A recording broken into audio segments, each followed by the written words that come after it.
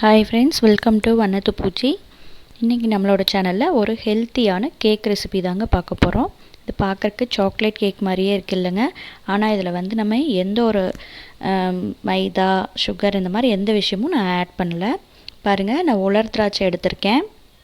இது கிட்டத்தட்ட ஒரு 100 கிராம் இருக்கும். 3/4 கப் எடுத்திருக்கேங்க. இதை வந்து நல்லா ஒரு 6 மணி நேரம் ஊற வச்சுக்கலாம். இது ஒரு அரை கப் வந்து பிளாக் டேட்ஸ் எடுத்திருக்கேன். ஒரு 12 டேட்ஸ் இருக்கும். அதனுடைய சீட்ஸ் எடுத்துட்டேன். 1 கப் சூடான பால் ஆட் பண்ணி அதை ஊற வைக்கிறேன். ஒரு 1/2 அன் ஹவர் அப்படியே ஊறட்டும். திராட்சை வந்து நான் 6 மணி நேரத்துக்கு முன்னாடியே ஊற வச்சிட்டேங்க. குறைஞ்சபட்சம் ஒரு 4 மணி நேரமாவது அது ஊறணும். பாலில் பேரிச்சம்பழம் நல்லா ஊறிடுச்சுங்க. 1/2 அன் ஹவர் ஆகிடுச்சு. இப்போ இது வந்து ஒரு மிக்ஸி கப்புக்கு மாற்றிக்கலாம். இப்போ அதோடையே நம்ம ஊற வச்ச திராட்சையை நல்லா கழுவி அதையும் சேர்த்துக்கலாங்க. நல்லா ஊறிருக்கு. இதனோட ஸ்வீட்னஸ்ஸே போதும் இதுக்கு, இந்த கேக் வச்சு. இப்போ வந்து ஒரு 1/4 கப் அளவுக்கு நான் ஆயில் எடுத்திருக்கேங்க. நீங்கள் வந்து ஆயில் வேணாலும் எடுத்துக்கலாம். நான் கோகோனட் ஆயில் எடுத்திருக்கேன். ஒரு 1/4 கப் வந்து தயிர் எடுத்திருக்கேங்க. சும்மா நம்ம மிக்ஸ் பண்ணி விட்டுட்டு இப்போ இதோட கோதுமை மாவு சேர்த்துக்கிறேங்க. 1 கப் அளவுக்கு கோதுமை மாவு சேர்த்துக்கிறேன்.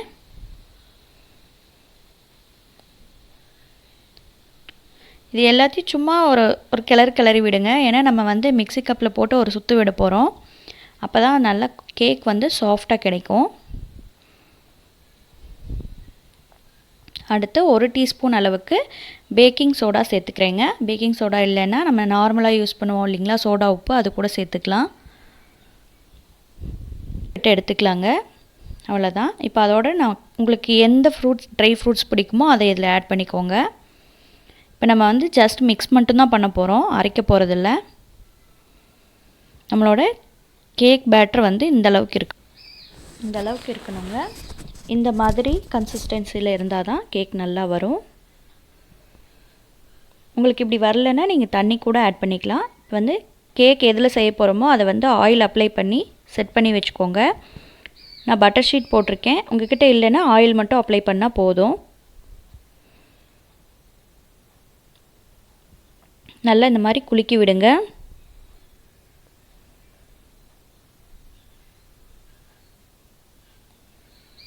அவ்வளோதான். நான் வந்து ஒரு குக்கரை வந்து கேஸ்கெட் போடாமல் மூடி போட்டு ஒரு 10 நிமிஷம் ப்ரீ ஹீட் பண்ணியிருக்கேங்க, ஹை ஃப்ளேமில் வச்சு. இப்போ அதுக்குள்ளே ஒரு ஸ்டாண்ட் போட்டிருக்கேன். அதில் வந்து நம்ம இந்த கேக் செய்ய போகிறத நம்ம செட் பண்ணிக்கலாம். இப்போது மூடி போட்டு மூடி வச்சுருங்க. கேஸ்கெட் போடலை.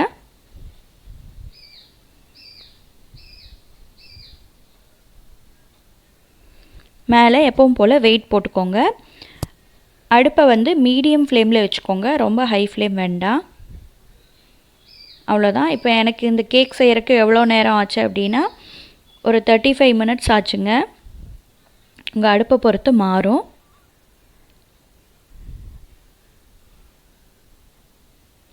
இப்போ ஒரு 35 மினிட்ஸ் கழித்து வந்து பார்க்கலாம்.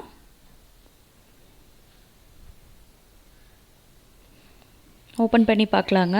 நல்ல ஸ்மெல் வருது. இப்போது ஒரு ஸ்டிக் ஒன்று எடுத்துக்கோங்க.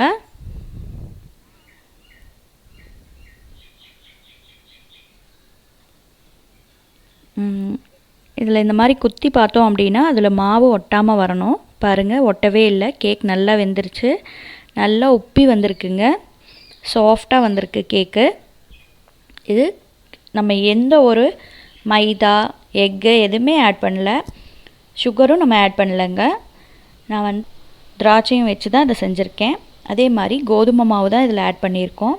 குழந்தைங்க இந்த லாக்டவுன் சமயத்தில் கேக் வேணும், அது வேணும், இது வேணும்னு ரகலை பண்ணிகிட்டே இருப்பாங்க. அதே சமயம் அவங்கள நம்மளால் முடியாதுன்னு சொல்லவும் முடியாது. அதனால் முடிஞ்ச வரைக்கும் ஹெல்த்தியாக நம்ம செஞ்சு கொடுக்கலாம். இந்த மாதிரி செஞ்சு கொடுத்தீங்கன்னா அவங்களுக்கு வந்து ஹெல்த்தியாகவும் இருக்கும், நல்லா விரும்பியும் சாப்பிடுவாங்க. இதில் வந்து இந்த திராட்சையும் பேரிச்சம்பழமும் எவ்வளோ, அதாவது நீங்கள் திராட்சை வேணுனாலும் அதிகமாக போட்டுக்கலாம், இல்லை டேட்ஸ் வேணுனாலும் அதிகமாக போட்டுக்கலாம். உங்களுக்கு எது பிடிக்குமோ அதை அதிகமாக சேர்த்துக்கோங்க. ஸ்வீட்னஸ் பத்தலை அப்படின்னு உங்களுக்கு தோணுச்சுன்னா நாட்டு சர்க்கரை கொஞ்சமாக சேர்த்துக்கோங்க. பாருங்கள், சாக்லேட் கேக் மாதிரி நல்லா சாஃப்டாக வந்திருக்கு. எவ்வளோ சாஃப்டாக இருக்குது பாருங்கள் கேக்கு. இப்போ நான் உங்களுக்கு கட் பண்ணி காமிக்கிறேன் பாருங்கள். ரொம்ப ஹெல்த்தியானதும் கூட. குழந்தைங்களும் நல்லா விரும்பி சாப்பிடுவாங்கங்க. கண்டிப்பாக வீட்டில் ட்ரை பண்ணி பாருங்கள், உங்களுக்கு பிடிக்கும். இப்போ பாருங்கள் கேக் எவ்வளோ சாஃப்டாக வந்திருக்குன்னு. பாருங்கள் எவ்வளோ சாஃப்டாக வந்திருக்கு. உள்ளே நம்ம ட்ரை ஃப்ரூட்ஸ் போட்டோம் இல்லைங்களா, அதெல்லாம் பாருங்கள் எவ்வளோ அழகாக தெரியுதுன்னு.